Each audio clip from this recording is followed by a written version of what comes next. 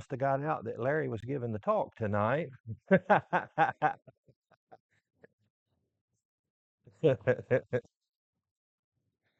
But we will move on in our study in the book of Genesis. If you'll join me there, the book of beginnings. We're about chapter 35.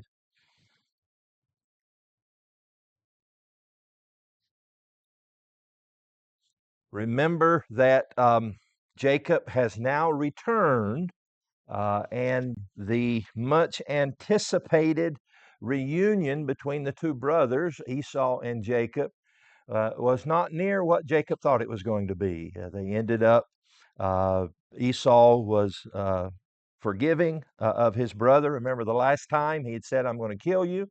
Mom, Rebecca, said, you go for a few days. Well, the few days ended up being about 20 years. And he comes back and is fearful, but all is well. And they literally kissed and made up in that. Jacob now returns to Bethel. And remember, if we were being snooty, we would pronounce that Bethel, which would be the house of God, is the two words. El is an abbreviation of Elohim, one of the Hebrew words for God, and Beth means house, so the house of God. And so Jacob returns there, kind of sets up housekeeping, sets up his home there, buys a piece of property, only the second piece of property to be owned by this family, the first being what?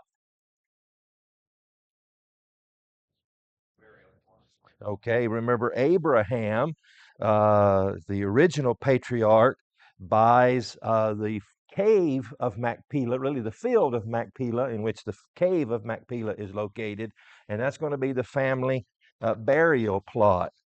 Um, then, the end of chapter 35, Genesis chapter 35, Rachel, remember we have Leah and Rachel, the two wives of Jacob. Rachel has already given birth to Joseph. But now, let's pick up in the reading in Genesis chapter 35, verse 16.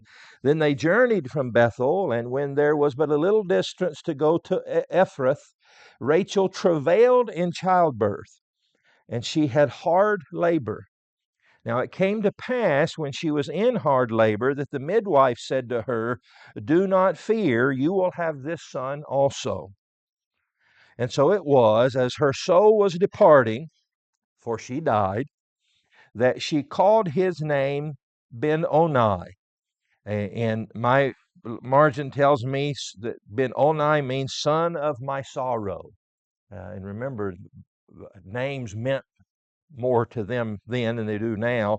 But imagine sticking your child with that name, basically just saying, you killed me. Son of my sorrow. But his father changed it to Benjamin instead of Ben-Oni, which means the son of my right hand. And so he kind of cleaned that up a little bit, or softened it a little bit.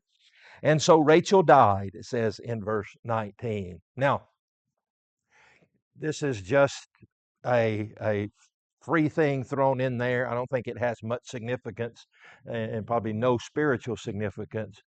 But remember that Rachel, when she was barren and unable to have children, and yet her sister Leah could, which just compounded that sorrow that she had.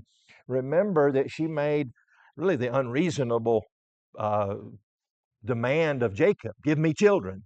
Like he could do something of that, but she said, give me children or I will die. And now she ends up dying by having children. And so, again, I don't know if there's any significance to that other than it's just kind of an interesting turnabout. And so she dies.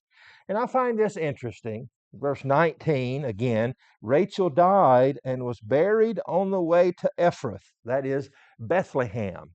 And of course, we know that name rings a bell for us New Testament scholars. But what is interesting about that, or telling maybe about that burial place?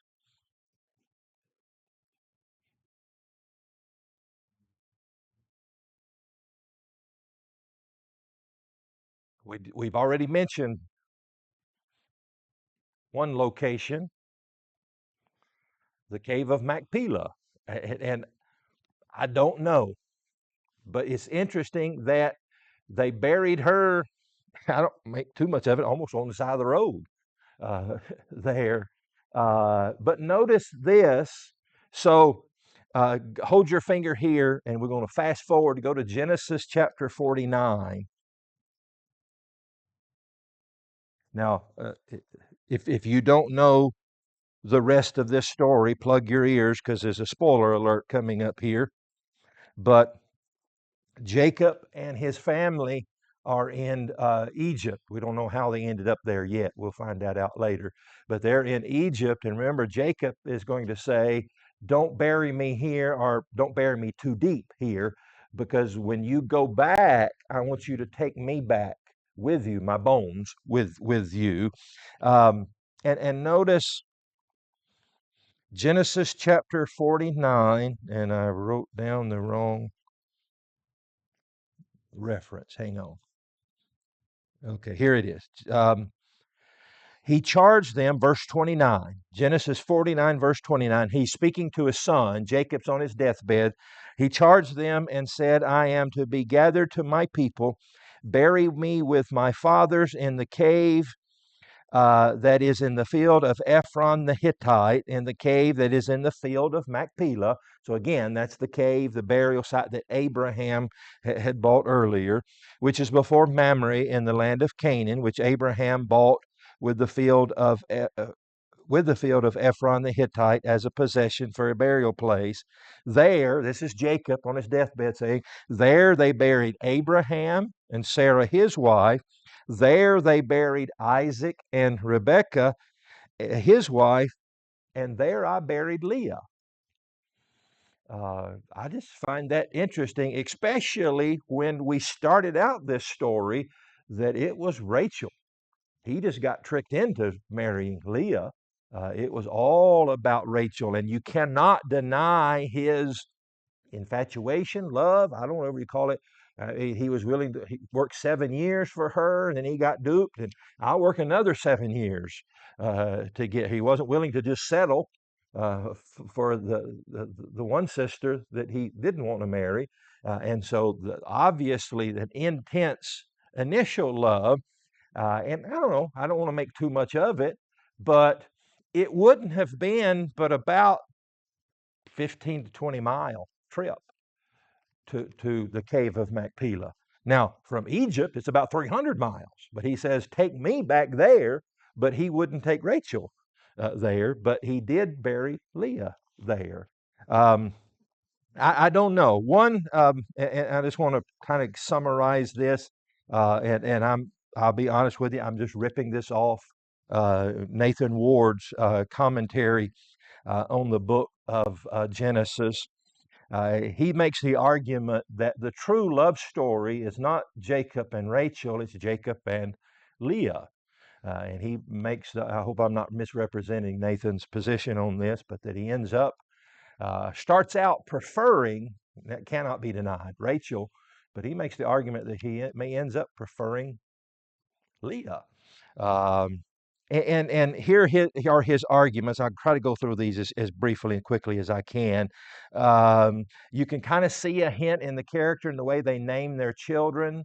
Leah names her children. All of them have reference to Yahweh, to Jehovah. Leah's children, um, let me get ahead here. She names Joseph, God has taken away my reproach, but may God give me another son. And so has the name of God in there, but not almost like in a praise sense, just like, you know, um, the best she can do is just ask for another one. This isn't enough in this. And of course, we see the name of the last one, the son of my sorrow. Um, when Rachel is barren, she doesn't immediately ask God for help. She doesn't pray to God for that. She first, as we've already talked about, she demands Jacob give me children, and then she didn't learn the lesson that surely she had heard the story of his ancestors, she gives her handmaid to Jacob. And then finally attempts the use of mandrakes, which they thought was some kind of a fruit that would aid in conception. It's only after those things fail that she finally turns and appeals to God. Then there's the theft of the family idol. She's the one who steals from her father. And so of that story, we don't know exactly what to make of that story. The best we can, if we put the best face on that story, she's a thief and a liar. Because remember, she says to her father, "I don't have it. In fact, you can't search because of my condition right now." Now, whether she's telling the truth about that condition, she was still being deceptive about that. But you can make the argument she's a thief, liar, and an idolater if she stole that. If that has anything to do with it. His other argument is that when God is choosing the messianic line, he chooses Jacob and Leah as the messianic line through which um, the Savior would come, and leaves out Rachel. In chapter 35, and we didn't read this story. We've been summarizing some of these things. Jacob, when they get to Bethel, he sets up an altar to God, and he asks for all of the idols to be brought out that the family and even the extended family might have, and he destroys them. Now, this is certainly speculation, but Nathan, in his commentary, speculates, would that family idol that Rachel had stolen had come out at that point. And then now he learns, remember, he said up and down, "No, we didn't steal it. In fact, you search everything, and if anybody here has it, you can kill them." It shows you that Jacob did not think that they had stolen from his father-in-law, Laban. So is it possible at that point he finds out that she has stolen it? Again, just strictly a speculation from that. But from that point forward, it's never mentioned about his love for Rachel ever again. And the kind of the kicker is the burial choice. There I buried Leah, mentioning where he, not only is she married in the ancestral family plot, but, and I don't know that they had much significance to this, but I think we do. That's who I want to be buried by. You got two wives, two different locations. Where do I get buried? Maybe has some significance, not just the ancestral family plot, but I want to be buried with Leah. He mentions that at least in his desire to be buried there. So, but anyway, that's just something to contemplate and to think about um, in the story of Jacob and Rachel and Leah. Chapter 35 continues with now the death of Jacob. Verse 28 tells us that the death of Isaac. I think I said Jacob, the death of Isaac, that his days were 180 years. A lot of time has transpired from when he thought he was going to die and blesses his two sons. But the being old and full of days, verse 29 says, and verse 29 says, his son Esau and Jacob buried him. And so that reunification of Esau and Jacob is continued on now through this burial. Again, chapter 49 tells us where he was buried, in the cave of Machpelah. Now, chapter 36, we have one of the other kind of genealogy chapters, the family of Esau. And it seems to me that the purpose, one of the purposes maybe, is just kind of wrap up the story of Esau. We're through with him. It kind of solidifies what we talked about with that family tree, that the author here is focused in upon the messianic lineage that the other family members are only mentioned. The last mention of Esau is that he's with Jacob burying Isaac. And now we have this genealogy of him, of Esau, who was also known as Edom. I don't know that we're not going to read chapter 36 just because there's a whole lot of names that are hard to pronounce is one reason, but there's not a lot of significance. Do want to notice this in verse 2, he took his wives from the daughters of Canaan. It kind of again reflects maybe on the character of Edom or Esau. I do want to notice one thing in verse 12. This is Genesis 36, verse 12. Now Timnah was the concubine of Eliphaz, Esau's son, and she bore Amalek to Eliphaz, and these were the sons of Adah, Esau's wife. That Amalek, he is not the father of the Amalekites. We would see that name and think, oh, well, there, because we've seen that a lot. That you know, the Edomites, the Ishmaelites, we've seen all those kind of the origin of that. And the reason we know that is because the Amalekites are mentioned back in Genesis chapter 14 in the story of Abraham. And so we already have the Amalekites. And so this Amalek is not. Again, you just read that through that genealogy there, and we might jump to that conclusion. So, all right. So then that brings us to chapter 37. As we turn the page and turn the story of now Joseph is going to become the major character for the remainder, really, of the book of Genesis. And it's really a contest between Joseph and Abraham as to whose story is more prominent. Now, I haven't counted the verses or the numbers of words that were used in their stories, but Abraham, of course, we had a lengthy story about him. Remember, Isaac is really kind of just a short story of all of the patriarchs. Jacob's a little bit more, but now Joseph's story is going to dominate it. And I don't know that I would argue that speaks to the importance of Joseph.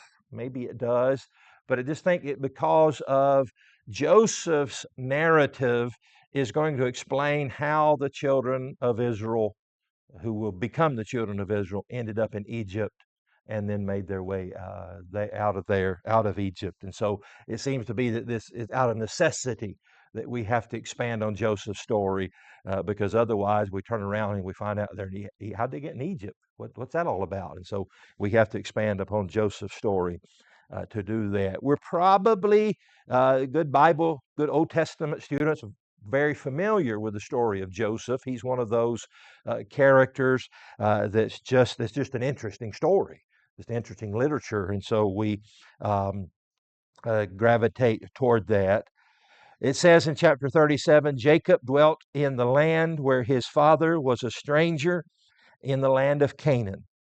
This is the genealogy of Jacob. Joseph being 17 years old. And so there's rarely are we really told the ages of some of these biblical characters, but we are here, 17 years old, was feeding the flock with his brothers. And so rather than reading all through this, let's just kind of summarize the story, and I'm going to ask you to kind of help me here.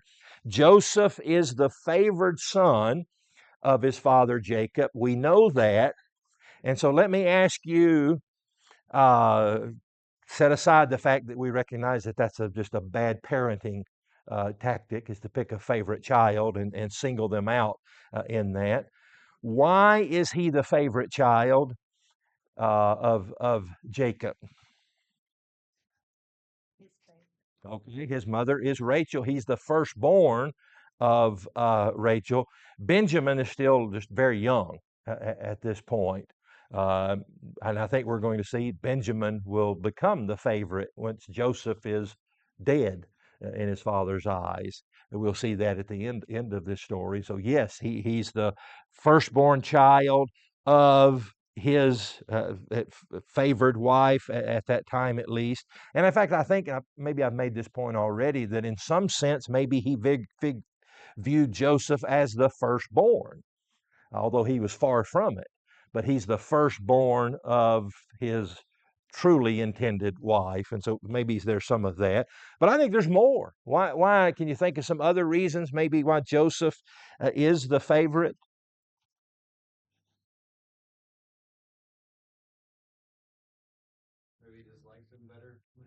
Yeah, yeah. There's that, and I think there's a strong argument for that. We're also going to see, again, spoiler alert here, in the incident with Potiphar's wife, that the New King James says that he was handsome. Well, it's the exact same word that was used for Rachel. And so we can draw from that. I'm not saying the other kids were ugly, but maybe there was the resemblance of Rachel in that, and so not just that firstborn, but reminded him a little bit of Rachel. Mark.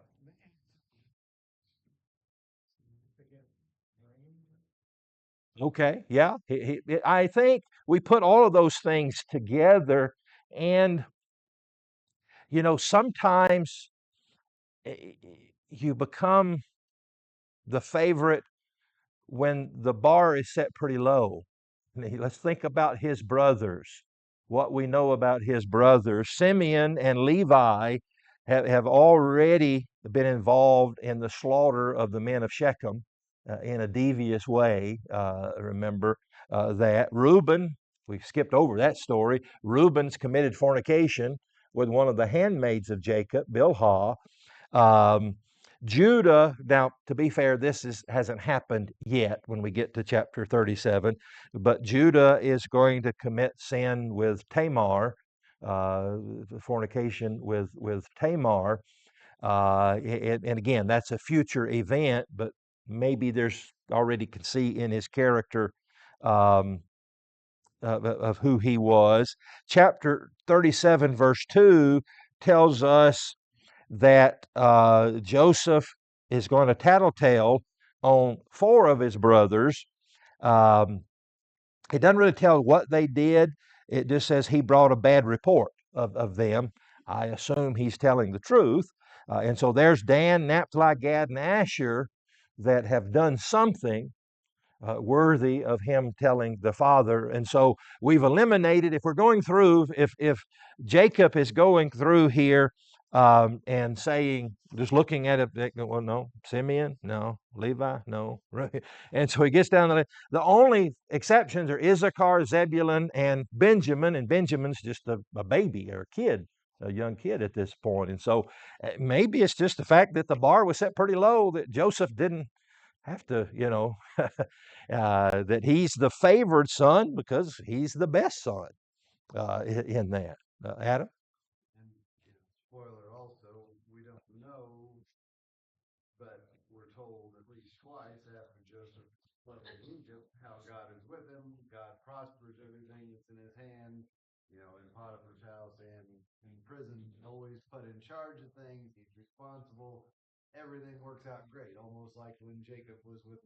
Hmm.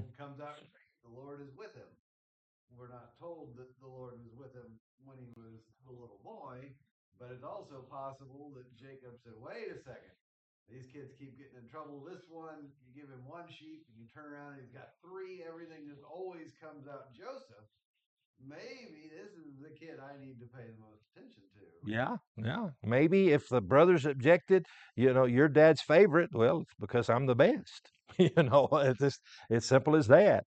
But so we know that fact that Jacob prefers Joseph, and now we know that his brothers don't like Joseph. And so let's make another list. And I think we've already given away one reason, but why don't the brothers like Joseph? What do they got against Joseph?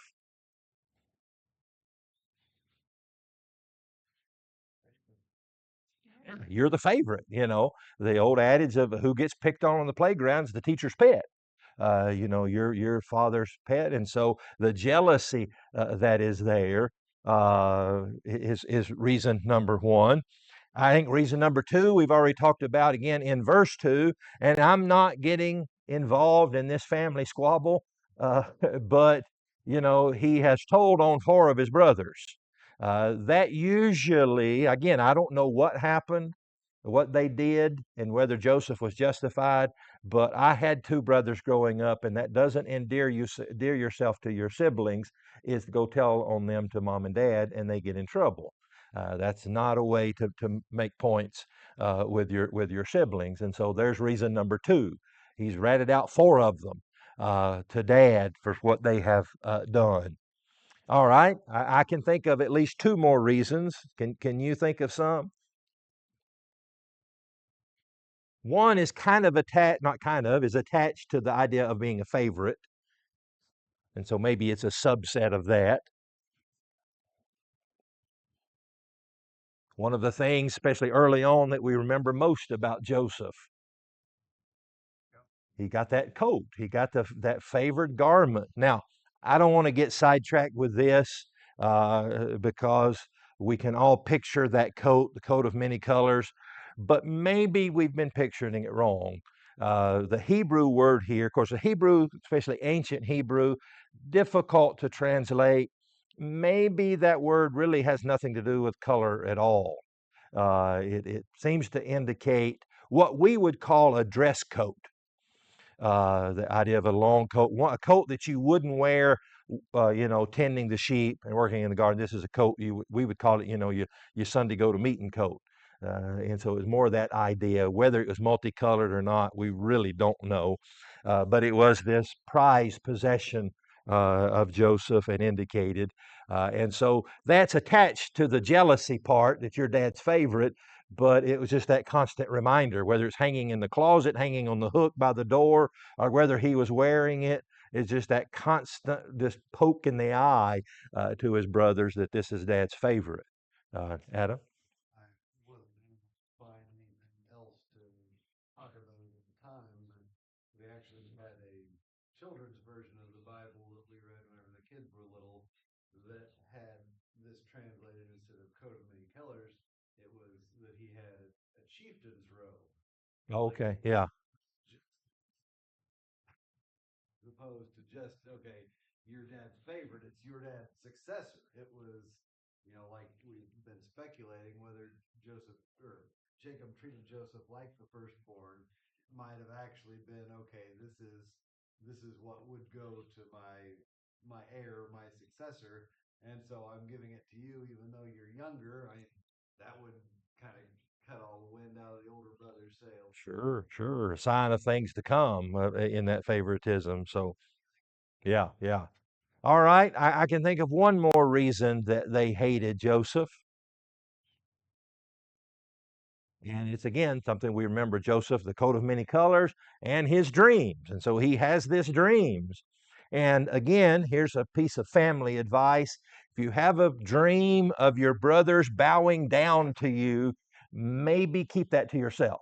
But he has the dream, and then the very next statement is, and he told them about it. And I don't know, again, I don't want to dramatize this too much, but if it was me, I couldn't wait. I'd have told him at the breakfast table after I had that dream. And so he seems anxious to tell that dream that symbolizes that you're all going to bow down to me.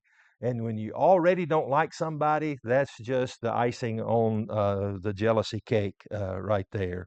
And so all of that is setting the stage for what we know is going to happen. The other brothers are out tending to the flocks. Jacob sends Joseph out to them. Um, Verse 12, his brothers went to feed their father's flock in Shechem. And Israel said to Joseph, are not your brothers feeding the flock in Shechem? Come, I will send you to them. So he said to him, here I am. Now, maybe if we could add another reason. Joseph is how old? 17. Then and now, I think you're old enough to help with the flock, aren't you? At 17, but he's not out there sweating and getting the smelly flock, doing all of that. He's back at home, that favored, kind of in that favoritism. Again, don't want to read too much into it. And so he agrees to do that. Um, uh, Please go and see if it is well with your brothers, verse 14, and well with the flocks, and bring back word to me.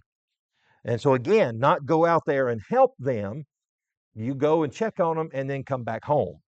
And so he went out to the valley of Hebron, and he went to Shechem. And a certain man found him, and there he was wandering in the field. And he asked him, saying, "What are you seeking?" And so he said, "I am seeking my brothers. Please tell me where they are feeding their flocks." And the man said, "They have departed from here, for I heard them say, 'Let us go to Dothan.'" And there's a city in Alabama that's named after this Bible verse. "Let us go to Dothan." So Joseph went after his brothers and found them there in Dothan. So they see him coming, and even before he came near them, they conspired against him to kill him. And so we're I think constantly shocked at this family, uh, and maybe even, if we're honest, the fact that this is the family that God chose. uh, but this shows maybe again that there's hope for us, and there's nobody's perfect. But again, I think I've told you before, my brothers probably said, "I'm going to kill you," a lot of times to me, and I probably and vice versa. I think, although I was the better child, I was Joseph of the family. But you say that out of anger, and you don't mean it. You just mean, maybe I'm going to give you a knot on the head. But they meant it. We're going to kill our own brother. So it shows the really, and I think the moral or the lesson that we can learn here is the danger of jealousy. It's jealousy that's going to lead to the death of Jesus.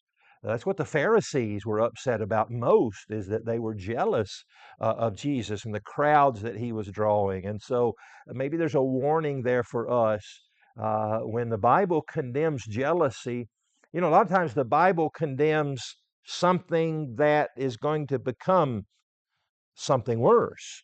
Uh, you know, uh, you've heard it said, "Thou shalt not kill your brother." Well, I say you don't even say, "You fool." And you don't have that harsh feeling. And so here's this idea of that God's warning us against jealousy. But maybe one of the reasons is he sees where it leads, how far it can go. And so we're going to kill him. Reuben, the oldest, though, speaks up and says, "Let's not kill him. Shed no blood," verse 22, "but cast him into this pit." Most likely was a dried well or something, but into this pit which is in the wilderness, "and do not lay a hand on him, that he might deliver him out of their hands and bring him." So Reuben's the good guy in this story, one of the good guys. And so he says, "No, let's just throw him in this pit." And his plan is, let's maybe rough him up a little bit, throw him in the pit, and when they're off came the flock, I'll sneak back, pull him out, and send him back home to dad. And so it came to pass, verse 23, that when Joseph had come to his brothers, that they stripped Joseph of his tunic, the tunic of many colors that was on him. And so obviously, that's going to be the first thing that they're wanting to take off of him, and maybe symbolizing that they're removing that favored status. And so they cast him into the pit. The pit was empty. There was no water in it. So again, most likely this dried up well or cistern. And they sat down to eat a meal. And so that's kind of telling to their character, isn't it? We want to kill him, but now we've just roughed him up and thrown him in a pit, and let's eat. Don't seem to be too morally disturbed. Their conscience isn't gnawing at them too much over this. And they lifted up their eyes. Remember, first they lifted up their eyes and saw him coming and conspired to kill him. Now they lift up their eyes and they see coming a company of Ishmaelites. Now they're going to be known as Ishmaelites, Midianites, and Medanites.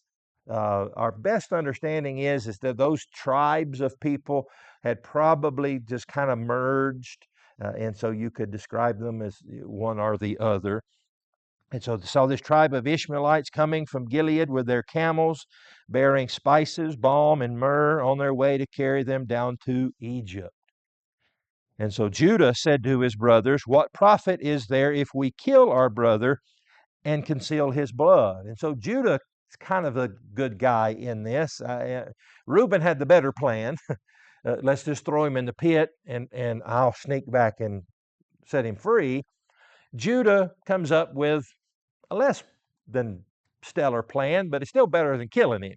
And let's sell him off. And I'm ascribing some good motives to Judah here. Judah states the purpose is, if we kill him, we don't get any money, but if we sell him, we can get some money out of it. But I think maybe Judah is intending well here. So let's sell him, verse 27, to the Ishmaelites, and let not our hand be on him, for he is our brother and our flesh. So again, there's the dual motive there.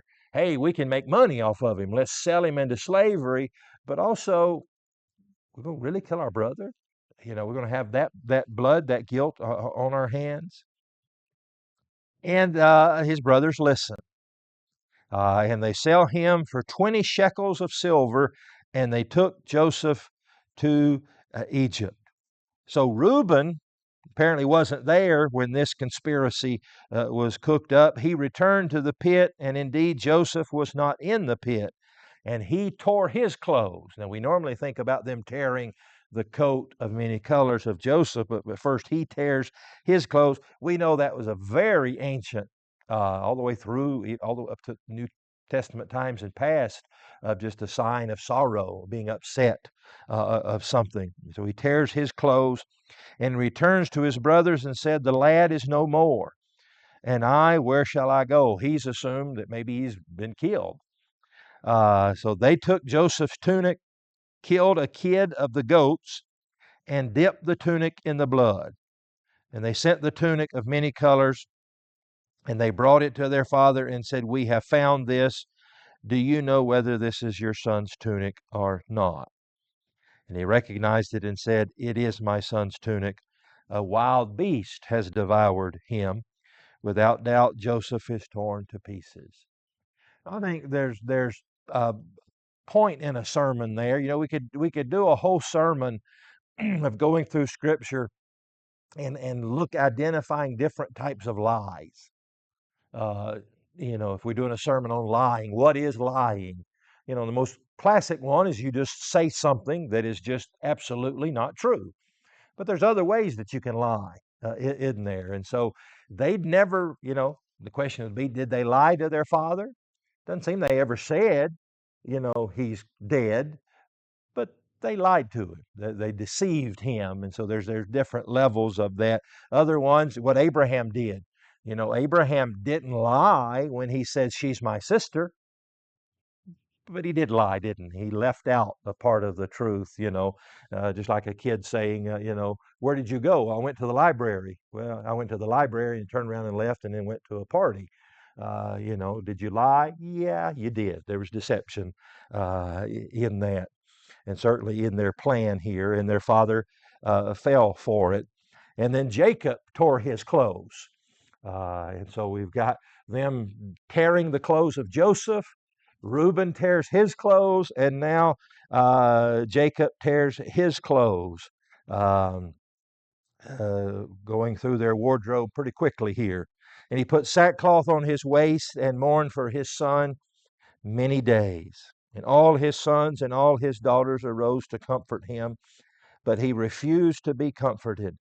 And he says, "I shall go down into the grave to my son in mourning." Thus his father wept for him. And you think about those brothers, what they, here they are trying to comfort him. Well, it's, what were they saying? Maybe shooting glances at each other, and maybe one of them in a weak moment's wanting to go, and they pull him aside and, "You can't tell him, we're too far into this." And so, and he also, they had to see, and maybe wondering, would he mourn this hard if it was me? Just kind of adds to, maybe in some ways justified what they had done in their mind. I don't know. Again, don't want to read too much into that. We'll end the story here, the last verse of chapter 37. The Midianites had sold him in Egypt to Potiphar, an officer of Pharaoh and a captain of the guard. And so we're going to see in the story of Joseph, obviously, the providence of God, that God has a plan, not that God is involved with the details of this deception, of this really heinous act by the brothers, but God can use even the evil actions of people to bring about his purposes. And remember, I don't know if it's intentional or not, but in that story of Esau, right before we get to this story, is the genealogy of Esau, and Esau marrying those Canaanite wives. And in the next, almost the very next thing is starting the story of getting Jacob's, Israel's descendants out of there, so that they don't do the same thing. And so maybe there's intended a juxtaposition there. See what happened to Esau and the Edomites when they stayed there and married these idolatrous people. And you can see now maybe God is saying, I need to get my people away from there, or they're just going to be another race of Edomites and marry these Canaanite people. And so interesting juxtaposition, whether it's intentional or not. But we'll pick up there, chapter 38 next time.